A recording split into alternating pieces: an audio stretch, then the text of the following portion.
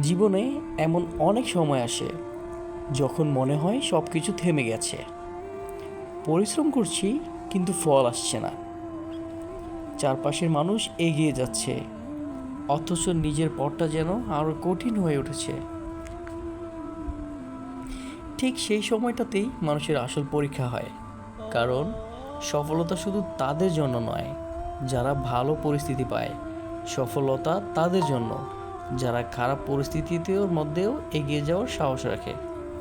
মনে রাখবেন, একটি বীজ মাটির নিচে অনেক দিন অন্ধকারে থাকে। কেউ তাকে দেখে না, কেউ তার প্রশংসা করে না, কিন্তু সে নীরবে নিজের শিকড়কে শক্ত করে তারপরে একদিন সে বীজই মাটি ভেদ করে আলোয় আসে এবং বড় গাছে পরিণত হয়।